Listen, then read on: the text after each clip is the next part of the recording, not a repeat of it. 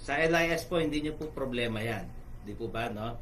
Kasi ang sabi ng LIS, pag may nakita kayong extension name, ilagay nyo po sa box kung saan may nakalagay na extension name. Sana maging malinaw po sa atin yun. Ano? Magtiwala po kayo na legal po yung gagawin ninyo kasi ito pong DepEd order, dumaan po ito sa legal process. Po, kasi baka meron po kayong mga previous experiences na kayo po sinugod ng nanay o ng tatay o baka mag-abroad po.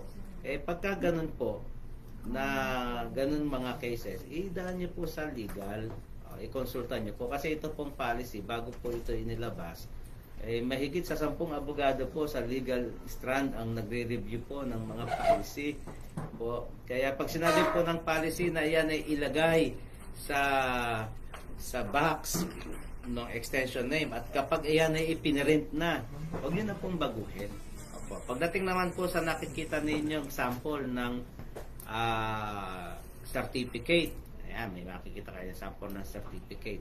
Ang usual practice po at base rin sa legal opinion na makikita ninyo dyan, nilalagay po sa dulo, nilalagay sa dulo ang extension name pagkatapos po ng family name, pagka ang nauna po ay ang first name.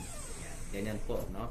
Kikita nyo naman po yan doon sa mga karaniwang document, di ba? Saan ba nakalagay ang mga junior, ang mga the third? Lagi nasa dulo yan, Yan naman ang standard at common practice. Okay, so sana po malinaw po sa atin to na sundin natin yung sinasabi ng DepEd order, no? Huwag na natin i-insist yung nakasanayan natin kasi yan naman ay may policy basis, no? Meron naman yung pinangahawakan na policy. Pagka meron nag-contest, pwede nyo pong may venue naman po para dyan, no? But for now, huwag nating unahan. Huwag nating unahan na dapat ko ano yung nasa birth certificate kung saan nasa extension name doon ilagay kasi baka mamaya mag-abroad. Di pa nga nakaka-graduate, abroad agad. Di ba, no?